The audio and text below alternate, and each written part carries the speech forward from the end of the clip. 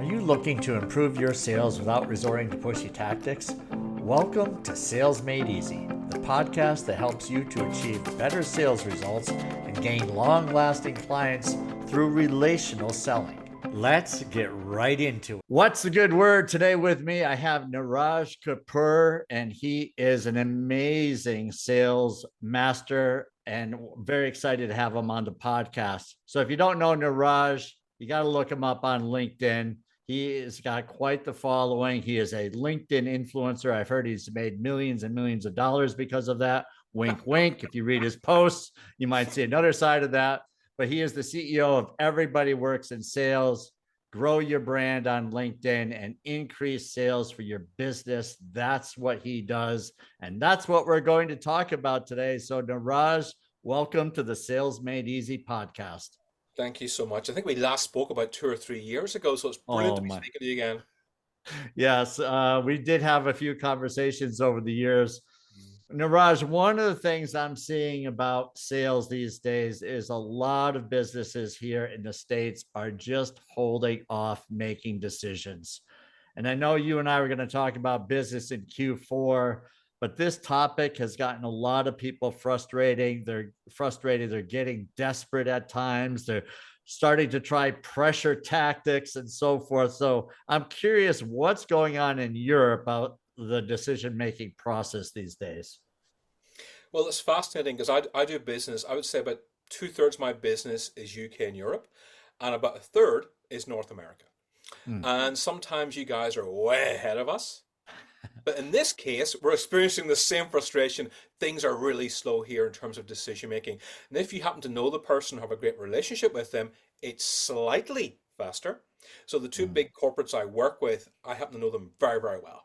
So I can move faster, but it's not fast. It's just faster. Yeah. I mean, what do you think? Is this, I mean, we're trying to guess what the reason is. We're trying to think, well, maybe it's the market. There's uncertainty in the market. There's uncertainty about tariffs. But I've got to say that it's been a little bit where this has been going on, where there's just been delayed decisions for where I've been. And I'm thinking this is more like what people never wanted to see, is that sales was changing. But I think sales is changing, and people know the salesperson is there. They know the solution is there. They've got other priorities, and they'll get to it when they get to it. I see that more, but maybe that's just my perception. What's your thought on that? I partly agree. I think it's more than that. Anytime my generation, anytime we buy anything, we always like to speak to a salesperson. And I've now got to the point, I'm so frustrated with bad salespeople, I've now started buying things without even talking to people. That has never happened in my life because salespeople are so bad at their job. You look at how much the world's advanced, Harry, in the last 5 years with technology. It's been Right. an unbelievable pace, but yet salespeople have barely evolved much, which I think is actually a shame and a disappointment for our industry. It really is. So I think that's the first problem. The second thing is the recent research shows 56% of people are stuck at indecision. And I've been trying to look into reasons why that might be. And I think part of it is overwhelmed. People are generally overwhelmed with so many choices. They're overwhelmed with looking at their phones every 5 minutes. They're overwhelmed at they have AI, they have ChatGPT, they have podcasts, they have, Claude. They have so many different options that sometimes it just freaks them out and they go, yeah, let's make no option. Which, by the way, is Right. the wrong decision to make, but that's what a lot of people do. And then of course, there's a groups of people who have invested a lot in these terrible business gurus, these awful LinkedIn influencers who say, I will get you 75 leads a week. Mm. I'll help you make 6 figures a month. And they're brilliant at copywriting and marketing, but they cannot deliver the end goal. And there's a lot of very disgruntled businesses out there who've had very bad experiences with terrible sales trainers, terrible branding experts who aren't branding experts, and terrible LinkedIn influencers who are not influencers. They're just brilliant at copywriting and saying the magical words, but they cannot deliver the end goal. So I think it's a mixture of definitely a mixture of all three of those things. Yeah, that's really a great observation. I think one of the things I wanted to touch on here briefly is where you say that salespeople have not progressed. like the world has progressed. What comes to mind for you when you say that? Because You I know, agree, but I'm curious as to what your thoughts are. yeah, sure. I mean, look, I Yeah. spend 3 days a week working with companies, either on a group level or on a one-to-one level. And what I do during those 3 days a week is I spend time listening to phone calls or I spend time observing demos. One of Mm. the two. Yep. And people are still making the same mistakes before COVID. They still go onto a call and say, "Let me tell you about myself." I'm like, no, stop that. Wise up. You just no. Nobody wants to hear about you. Okay. Um, they're still doing demos that are feature driven and far too long and far too wordy. They still have no idea how to engage with a customer and they have no idea how to share insights. So when I'm doing just say I'm pitching for a new client, okay? The first thing I will do is talk about the client, something I read on their website or something I read on LinkedIn that shows I'm paying attention to what they're doing because most people don't do that. The second thing I'll say is here are three of the biggest challenges people are facing right now on LinkedIn. Are any of these affecting you at all? So again, Mm. you make it interactive. You show them that you have knowledge in your sector, but also, is this affecting you? It is. Let's talk about that. It's not. Well, what is affecting you? And it's almost like I'm there to help them and serve them and really uncover what the problem is, rather than just do a demo for 29 minutes and then in the last minute try and close a deal. So it's just almost about understanding human beings has never been more important. And most people working in sales have zero understanding of psychology. There's not taught psychology in sales training. Mm. The few of them have actually had sales training. They're not taught psychology. They're they're taught a bit of soft skills, but they're taught too much about technology and too much about closing and not enough about opening people, relationships, ghosting, overcoming objections. These are all key things that everybody, whether they're an SME or a corporate, is struggling with right now. And you have to understand people. Doesn't matter how big AI becomes, and AI I think will keep becoming bigger. You have to understand the person you're dealing with. Otherwise, you're in real trouble. Yeah. Amazing. This challenge of where you're trying to trace back where the problems begin. Business owners, they want sales, Yeah. right? So the demands are there for sales. Salespeople get hired to make sales. They're not there to build trust, right? They're not there to build Brilliantly said. That's the relationships. problem. It is all about getting the sales. So the pressure from above, even though a sales leader may know that we've got to build relationships, we've got to get trust, we've got to play the longer game here, which isn't really longer in my mind. It speeds things up. But when people start talking a little bit about someone else's business, they're thinking, well, how far can I go? Because I've got to close. I got 26 minutes here left and I've got to do my demo and then I got to ask for the business. They're not thinking along those lines. They're thinking more along those lines instead of building the trust and treating each other as a human. And that I totally agree is lost somewhere, but it's a big problem because it's not just salespeople. You got to look at the sales leader. And it's like, what are you doing? And then you look at the owner or the group that's running the show, so to speak. The pressure and the demands are very high. So to say that there's a better way of doing it requires some convincing for some of these people. What's your thought on that? No, absolutely. The very first thing you said just blew my mind because they're there to make sales. They're not thinking about trust. They're Yeah. not thinking about playing the long game. And that's a major problem. But I think there has to be two sides of a coin is very important here. So CROs and sales leaders are not investing properly in their teams. Um, you know, I literally have started turning down for the first time in my corporate career, my business, I should say, I have started turning down half day of sales training. I'm like, no, I'm not going to do it. Mm, And they're like, why? I'm like, because it's not going to benefit you. right. Half your team are going to forget what they've learned tomorrow. 90% will be forgotten in a week. That means I'm not helping you and you're losing money by paying me for something that's not going to work. Here's what Right. will work. Instead of doing a half a day, let's do 8 training sessions over 8 weeks. Okay, so week one, we'll look at mindset, routines, habits. Week two, we'll look at opening. Week three, we'll do role plays. Week four, we'll do this. Week five, we'll do LinkedIn. And everything is split out. Now, if you do this, you will learn 5 times more. Mm. And often I hear, well, we want things done quicker, or we only have budget for half a day. I'm like, fine, get the budget for a full day then. Who have you got to speak Yeah. to? And sometimes these people have spent 6 months fighting with a financial director to try to get budget. They don't want to spend another 6 months fighting for a full day of budget. So they say, look, half day or nothing. And I Right. actually turned down, I'm going to write about it on LinkedIn very soon. Yeah. I'm going to write about this because I turned down a client. It would have been very good money. I'm getting married in a few months' time. I need that money because it's cost me a fortune, this wedding. It's costing me so much.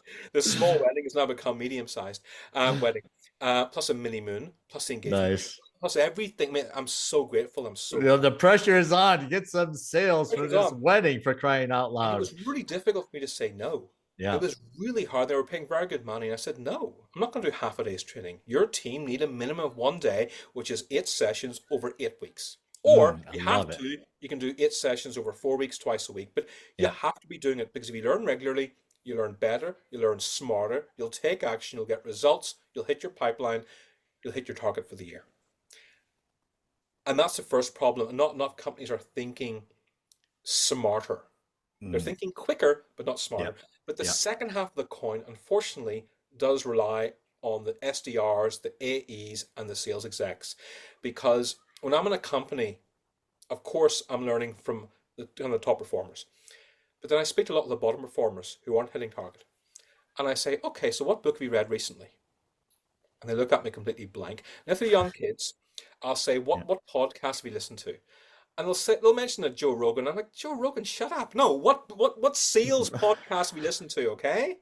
Not Joe Rogan. What sales podcast Right. have you listened to? Nothing. Mm. Okay. Maybe you like video. Young people like video. What have you watched on YouTube? What have you learned? They're not learning. They're not developing. They're not growing. But they're very quick to blame their manager for not investing in them. So yes, companies need to take more responsibility. Absolutely, 100%. They need to think smarter when it comes to investing in their staff. At the same time, staff need to change their attitude because too many have a Mm. negative attitude. They blame the company, they blame the commission structure, they blame the economy. Right? In the last few months, everybody is blaming Trump's tariffs. I'm not Yep. saying tariffs were a smart idea. I think they were. I'm not going to tell you what I think because that's a different conversation. But Yeah. you can't sit there and blame the president for your problems. I'm not saying it didn't have impact. Of course it did. But guess what? In the UK, we have a government making appallingly bad decisions, and I'm having my best year yet. Yeah. Nice.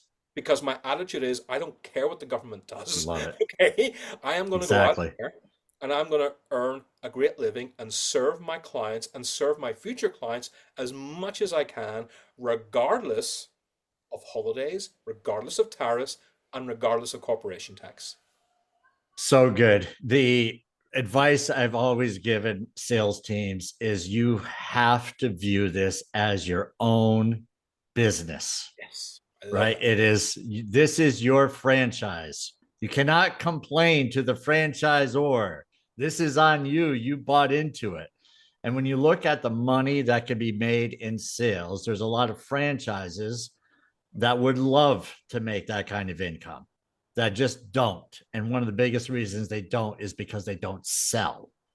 They open up the door and they hope people will come.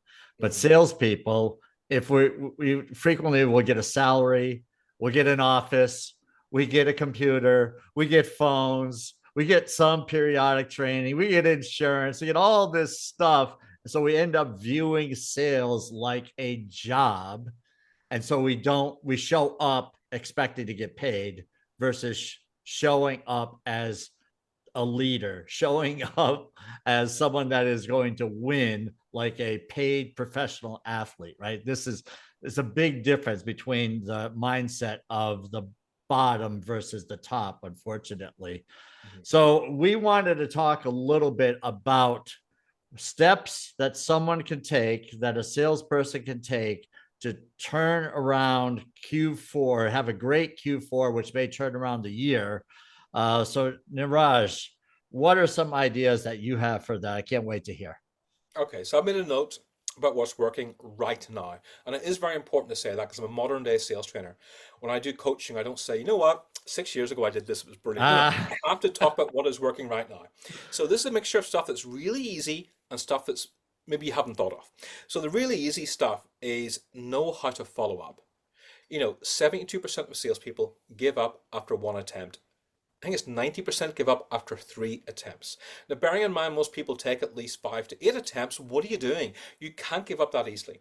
And apart from my two biggest clients who came to me through referrals, every piece of business I've gone after has taken me between 8 to maybe 11 attempts. mm, Okay, Salesforce, who I won last year, I did one-to-one coaching there. I did a post on LinkedIn which went huge.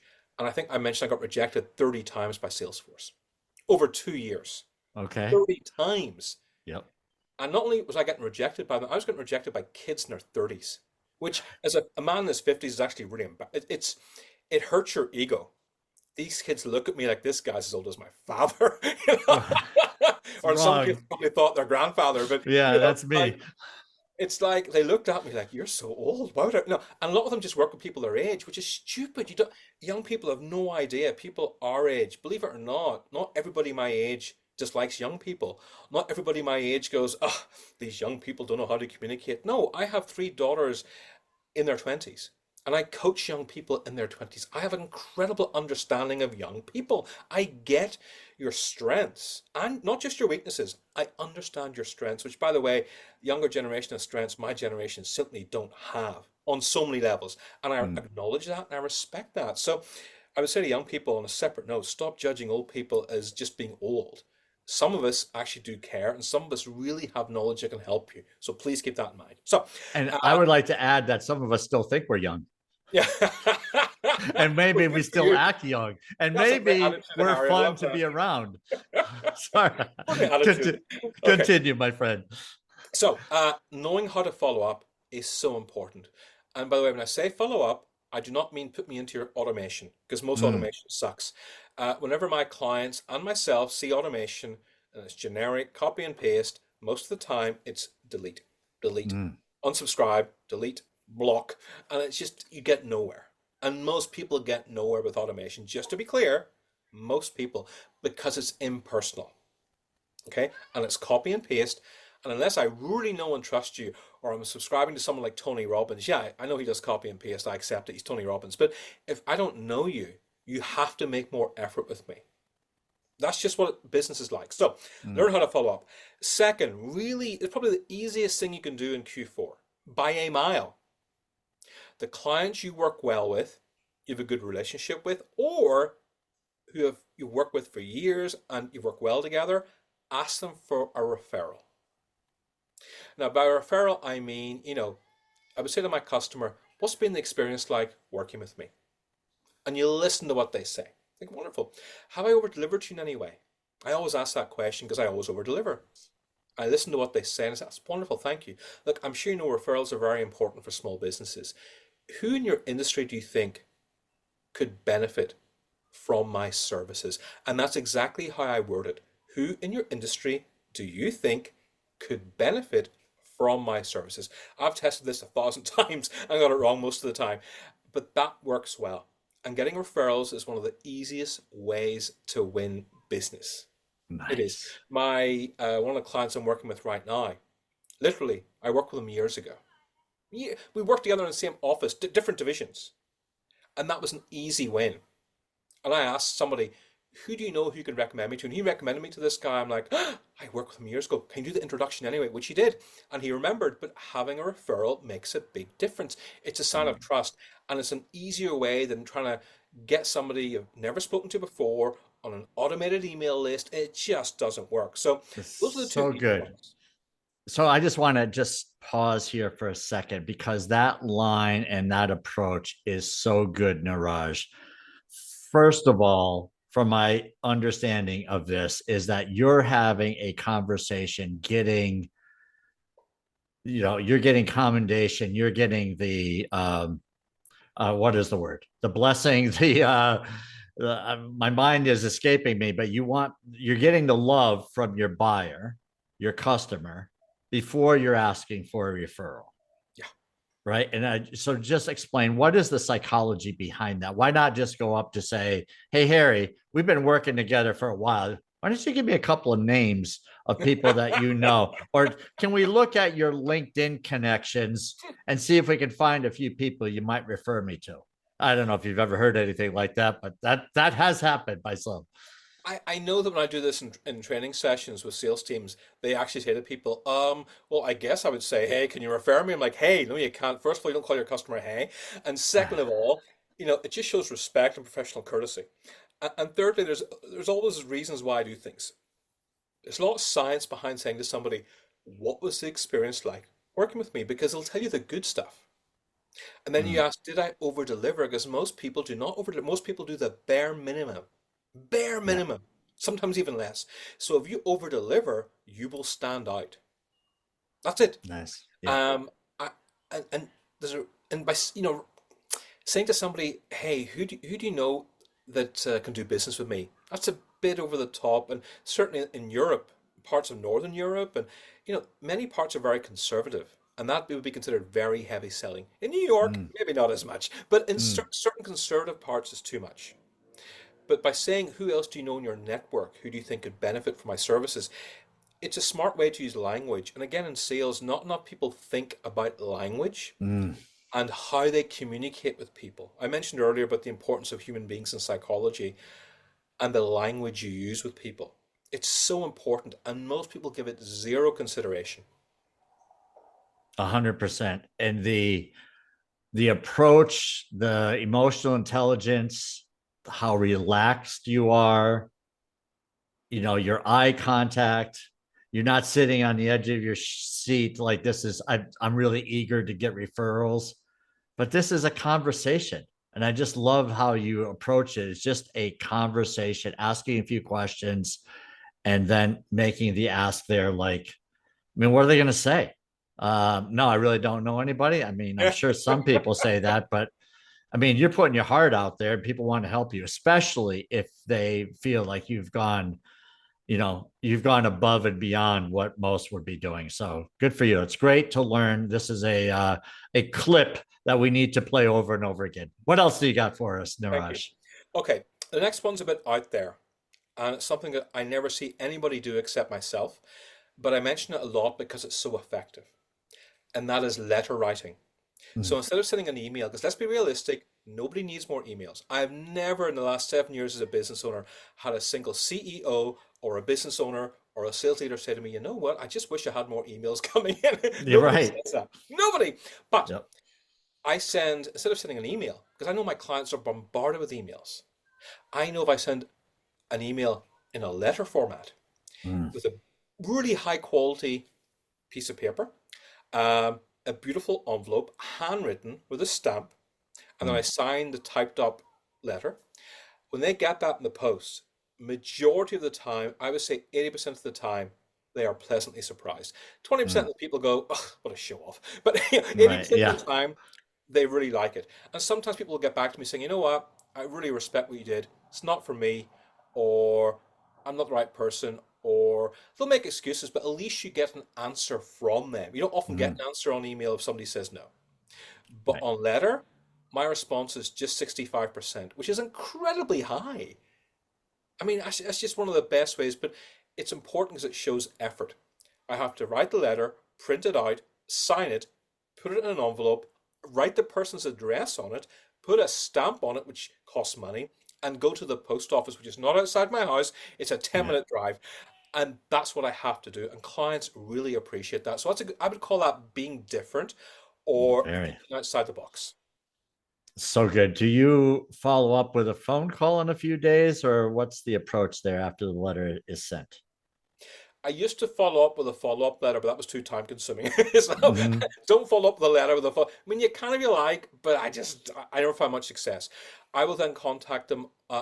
Phone is ideal, but Mm, unless you have somebody's mobile, which does help. Again, not everybody answers a mm. mobile. Yeah. I tend to call mobiles in the afternoon.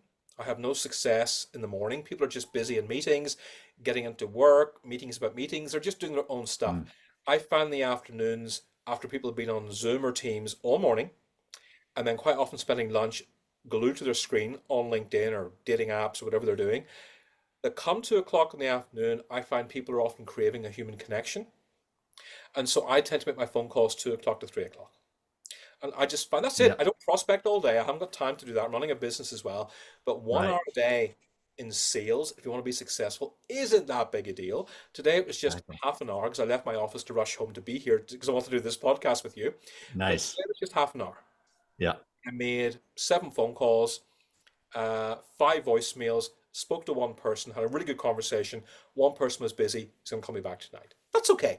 But Yeah. that's more successful sometimes than just doing another email. Love it. So I love this whole approach here. So we've got the follow up first, right? Be great with the follow up. Ask for referrals in the Niraj Kapur way, which is great. And then finally here, letter writing, ladies and gentlemen. This is really good. I know people have done it. I am not a good letter writer myself, but doesn't mean I can't learn. And if we're looking to move someone down the sales cycle that's stuck out there, why not try something different? That's my first thought to myself. What's your thought, Niraj? Exactly. But then again, for an A4 sheet of paper that's folded in half, you don't have to take up the entire A4 sheet. Please Mm, remember, sometimes it's just half a sheet, okay? okay. Again, I'm not saying, hi, I'm an award-winning, sales coach. I'm a LinkedIn influencer 4 years in a row. I'm a best-selling author of 3 books. I'm a TEDx speaker. I never mention that at all, ever. Mm, I simply say, from businesses your size I'm speaking to right now, the biggest challenges they're facing are A, how to deal with AI and not getting overwhelmed by it. B, coping with ghosting, sorry. C, 56% of people cannot make decisions right now. How do you hit target that way? If any of these things are affecting you, here are 3 solutions below that I deal with it. If this is of interest to you, I'm happy to talk further. All I have done is I've talked about a problem they're most likely having. I'm giving a solution, and I've said if this is of interest, I am happy to talk further. Not here's my Calendly link for a 15-minute conversation mm. Tuesday or Thursday. Not DM me now. It's a very different approach. So I'm just smiling at. I have a feeling you think like I do when you send someone a Calendly link, say pick a time. I'm not a fan of that at all. Am I okay? Tell me what comes to mind for you for that. Yeah. I mean, because again, people, no matter who they are, no matter what their position, want to feel like you're at least making some kind of effort. And they also want to feel if I spend money with you, are you going to be a jackass and not return my calls as often or show as much enthusiasm? That's Mm, my first thing because as a business owner, I'm buying things all the time. right. And last year I made quite a few investments which didn't work out with people. And I was very hurt and disappointed because they both came recommended actually. They Mm, just weren't very good at their job. And the second person especially, when I gave him my money, he went quiet for 2 days. I said to him, is everything okay? He goes, oh yeah, I've just been busy. Not yeah. thank you, Niraj, for the payment that I made, Right. which was incredibly huge, probably the biggest payment I made in my career to this Mm, person for their services. It was just arrogant. It was now he got the deal, he didn't care. And yeah. I felt like that the whole process, you know? And people want to feel that when they spend money with you, you're not going to change your attitude towards them and slow down and become a bit lazy, which again, so many salespeople do this. They get the deal and go, whew, next.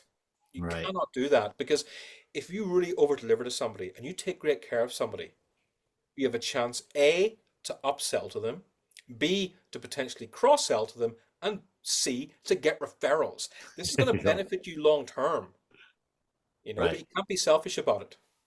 Absolutely. Okay, so we got these three things. What else do you have for us to have a strong Q4? I'll do a simple one next. See your customer face to face if possible. Now, I Mm, say if possible, if you live in the west coast of America and your clients are in the east coast, it's a bit more challenging, but right. you can still go to the east coast for 3 or 4 days and go see 6 to 10 customers depending on location. You can do that. Mm, And you achieve more in a face-to-face meeting. Again, nobody needs more Google Meets or Teams or Zoom. They just mm, don't. I'm personally bored by the afternoon of looking at Zoom. I love Zoom, but I don't want to see it in the afternoon. I want to be around humans or do a bit of coaching or do a bit of networking or listen to a podcast. I just don't want to stare at my screen. So face to face, again, I'm seeing this a lot, ironically, from America first. I saw this a lot in January and February this year, and now July, August, it's kind of making its way over to Europe. A Mm, lot of Europe slows down in August, so I'm thinking come September, people will be going on planes. I know a lot of people who are booking flights in October already to go see customers. So it's a really simple thing to do if you can. I say the word if. I know it's not possible for everybody, right. but if you can, do your utmost to go see a client face to face. Totally agree. I mean, when it makes sense, you got to look at the dollars and cents and say, well, is this just a quick transactional sale, or is this a consultative sale that leads to a big investment? Is one thing. You know, transportation, does it make sense that, like, some people are in sales, they're selling geographically into there's neighborhoods basically. So for those people, it's really easy.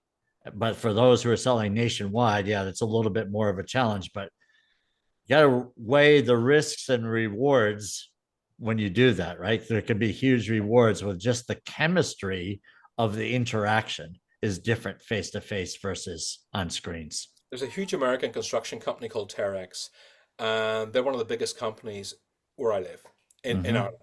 And they take up the entire countryside of Dunga. I mean, literally Okay. miles of countryside with their diggers, with their construction, $4 billion a year. Huge. Mm, And when they hired me for training, I could have said, look, it's an hour and a half in the countryside, an hour and a half home. I do not want to be driving on small, crappy back roads with potholes to get to your. I just don't want to do that. Let's do it on Zoom. But I didn't. I said, I will come to yeah. your office face to face if you hire me. I don't care about traveling expenses. If I was flying, I would, but I don't care. I will go and see Mm-hmm. you face to face because your team will learn more face to face with me than they ever will on Zoom. I won't Yeah. charge you for it. It's 3 hours extra of my time, but I promise you will learn more. Nice. And I worked with Terex 4 times now in Yeah. 18 months. 4 times. They And, like you. and the marketing Must be division, getting results. it is. I Yeah. get results, of course, you have to, but it's because I made the effort. Yeah. And nobody else did. Everybody else like, we'll do it on Zoom. Like, no, no, no. I will do it face to Yeah. face. And it's worth losing the time to earn the trust. Totally agree. All right. Face to face. What else do you have for us, I'm Niraj? going to do my last one here, which is leveraging LinkedIn. So a Mm, lot of people on LinkedIn, I think up until about a year ago, people said, oh, just show up, be consistent, be authentic. That's not good enough anymore. You okay. have to do a lot more than that. So of course you have to give value. You have to be authentic. You have to be genuine. That goes without saying. But the business on LinkedIn takes place in the LinkedIn DMs. That's where the magic happens. That is where Mm, I speak to people for at least 1 hour a day. People don't publicly go, oh my God, I must hire you now. Please give me your details. They will speak to you in LinkedIn DMs. And I tend to communicate through voice notes. Or if I've been to the gym in the morning and I'm feeling good and I'm dressed well, I shoot a video. And again, people wow. overthink this. They Yeah. think, they have to get the lighting right. Um, I have no fancy. I got a ring light in this room. I have no fancy editing software. I have no fancy background. People don't care about that. They care about the value you give them. And I will leave a 16-second voice note or a 30-second video. And I get more response from that than I ever do from a typed message because your tone, your energy, your enthusiasm, everything comes across so much better on a voice note or a video. And you stand out because everybody else is sending copy and paste messages. Right. So good. I mean, this simple little act of separating yourself from the pack by leaving your voice message on LinkedIn. People do that to me, and again, shamefully, I have not done use these tools enough. And I'm like, wow, just listening to you is like, oh my God, this is brilliant. Who wouldn't respond, right? I mean, at least, and they're going to watch it and they're going to see. You don't turn down. It's like when you see a little video or picture of someone's there that you know the video is going to play, you You hit will listen play. to it. You will listen to it. A video, Yeah, especially, people, they may yeah, not always respond, but they will right. listen to it. They really Yeah, will. outstanding. When so if someone wants a Q4 that's strong in Raj, I can ask, when do you start doing this stuff? ASAP. A lot of people when it comes to Q4, so if Q4, say, is October, November, December, Hmm. it terrifies me the number of people who think, okay, October the 1st, let's go. I'm like, no! You know, August is quiet. It's Yeah. quieter than usual. It's not completely quiet. People are still working, and it is quieter for me than usual. I'm getting ghosted more than usual. Decisions are Hmm. taking longer Yeah. than usual. That happens in the summer. But I'm still prospecting every day. And I will be right up until first week of October. and then I go hell bent for leather and I try to rebook my clients for 2026, and I'm keeping an eye on 2025. You have to do both. You just do. Yeah. But it doesn't start in October. If I start in October, I'm not going to hit my target for the year. Yeah. And that's why, again, just daily habits, post on LinkedIn a few times a week, try and arrange a networking, attend a business event at least once a month, listen to a podcast. Before I came on the show today, I could have just rocked up to your show. To those of you who are watching, this is my piece of paper. Yeah. I spent 20 minutes making notes before I came on this call. I then spent a further half an hour listening to your call with my friend Jim Irving, who you interviewed. I didn't have to do that, but I really prepared for this, because when you care about something, you will make an effort. Totally. Yeah, this has been super, Niraj. So you'll be getting married in the near future. Yeah, Another December big sale on 2025. your end. That's probably the best investment I've made, I think, in my career. The worst was a divorce, but yeah, the best is getting remarried to somebody else. All right. Uh, Well, congratulations. I'm sure well, it's going to thanks. go swimmingly for you. I'm really looking forward to Yeah. it. All right. And where can people find more of Niraj Kapur? Okay, so nirajkapur.com or everybodyworksinsales.com. You go onto my website, you'll get a good, easy-going 15-page PDF on sales that will help you. Or if you don't want a PDF on sales, you don't want to look at any blogs or articles I've written, just go straight to LinkedIn. Say to me, I heard you on Harry's podcast. That would be lovely, because I do reject a lot of invites I get if I don't know people. So if you message me or say I saw you on Harry's podcast, that would be Nice. awesome. I will accept your invite straight away. Outstanding. This has been a blast, Niraj. Thank you so much for joining me and sharing your insights. There's some great steps in here. And hit, in the old school ways from the old guy, hit rewind to get back to some of these, but we'll definitely have some clips available. But look up Niraj. He will help you in sales. Thanks again, Niraj. This has been great. Great to see you, Harry. Take care. Okay. Thanks for listening to Sales Made Easy. If you enjoyed today's episode, please subscribe and share it with your friends. Also, you're invited to join the Facebook group Sales Training Selling with Dignity. Serve first, the selling will follow.